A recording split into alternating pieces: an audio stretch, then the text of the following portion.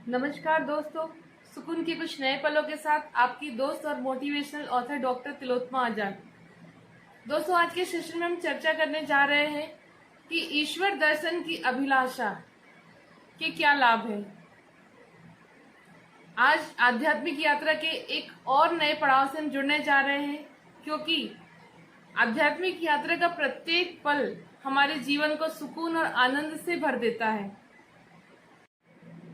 अक्सर मन में बार बार एक प्रश्न उठता है कि ईश्वर, अल्लाह, वाहेगुरु, गॉड, ईसा मसीह, इसे जिस भी नामों से पुकारा जाए, क्यों इसके दर्शनों की अभिलाषा बार बार हमारे मन में होती है? क्यों हम इसे देखना चाहते हैं? इसे देखने के लिए क्यों बार बार इसका नाम का रटन करते, बार बार इसका नाम जपते हैं? आखिर ये दिखाई नहीं देता, फिर क्यों बार बार हमारा मन इसे देखने के लिए प्रयत्नशील रहता है?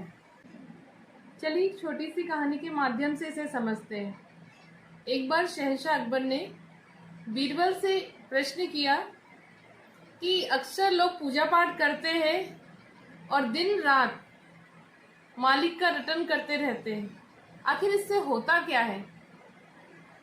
बीरबल ने कहा, महाराज, मैं आपके प्रश्न का उत्तर कुछ दिन बाद दूंगा। शहंशाह अकबर ने कहा, जैसा आप उचित समझो। अगले ही दिन बीरबल राज भ्रमण के लिए निकले। जब राज्य भ्रमण कर रहे थे तो उन्होंने देखा कि मंदिर के सामने एक भिखारी भीख मांग रहा था।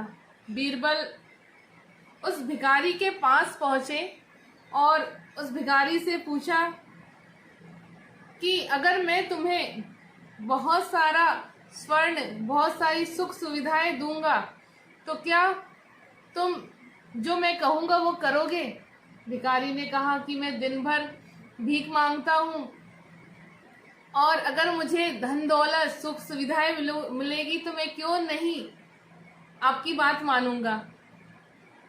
बीरबल ने कहा कि बस तुम्हें इतना कहना है कि जब भी कोई तुम्हें भिक्षा दे तो कहना है कि शहंशाह अकबर का लाख लाख शुक्रिया अदा, जो मुझे इतना धन दिया।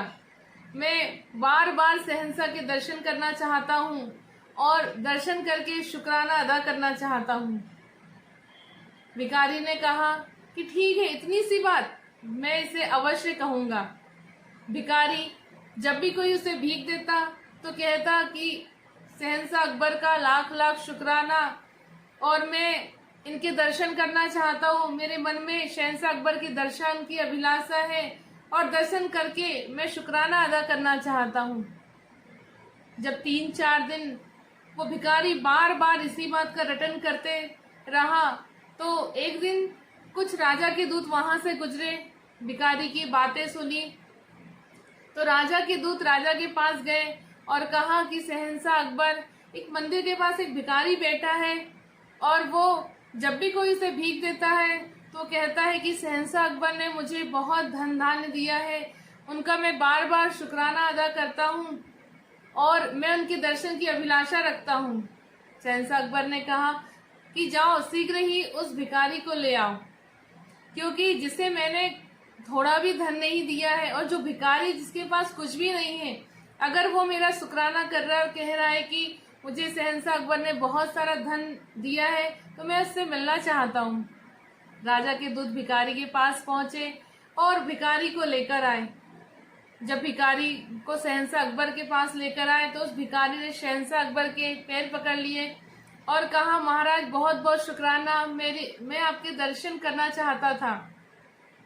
शहंशाह अकबर ने कहा कि मैं तो तुम्हें जानता भी नहीं हूँ, मैंने तुम्हें कभी देखा भी नहीं है, न तुमने मुझे कभी देखा है, और तुम बार बार मेरे नाम का रटन किए जा रहे हो।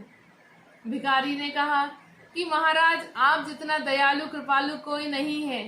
शहंशाह ने जब अपनी प्रशंसा सुनी तो शहंशाह ने अपने मंत्री को आदेश दिया कि इस भिखारी को बहुत सारा धन, मान सम्मान और सुख सुविधाएं प्रदान की जाए। भिखारी को सारी सुविधाएं मिल गई। जब भिखारी वहां से जाने लगे तो बीरबल मुस्कुरा रहे थे। शहंशाह अकबर ने कहा कि बीरबल, आप मुस्कुरा क्यों रहे हो? बीरबल ने कहा, महाराज, मैं इसलिए मुस्कुरा रहा हूँ कि कुछ दिन पहले आपने एक प्रश्न पूछा था कि जो दिखाई नहीं देता फिर भी बार बार उसके दर्शनों की अभिलाषा से उसके नाम रटन से क्या फायदा है। जब एक भिखारी ने आप एक शहंशाह के नाम का रटन किया, दर्शनों की अभिलाषा की, तो आपने उस पर रहमतें ही रहमतें बरसा दी, इतने सारा धन दौलत सुख सुविधाएं दी। तो इस मालिक जिसने हमें जन्म दिया है, जो सृजन करता है, जो पालन करता है, जो घटघटवासी है, जब हम इसका बार बार स्मरण करेंगे, जब हम इसका बार बार ध्यान करेंगे, इसके दर्शनों की अभिलाषा मन में रखेंगे, तो हमारा जीवन आनंद से, सुख सुविधाओं से, समृद्धि से परिपूर्ण हो जाएगा। यही बात मैं आपको समझाना चाहता था, लेकिन वैसे आपको ये बात समझ में नहीं आती, इसलिए मैंने इस भिखारी के माध्यम से आपको समझाया। शहंशाह अकबर भी समझ गए कि मालिक का जितना शुक्राना किया जाए, जितने बार दर्शनों की अभिलाषा की जाए, ये हम पर उतनी ही रहमतें बरसाते हैं, उतनी ही करुणा बरसाते हैं, उतना ही आनंद बरसाते हैं। आज के लिए इतना ही। सुकून के कुछ नए पलों के साथ आपसे पुनः मुलाकात होगी। तब तक के लिए नमस्कार। जय हिंद, जय भारत।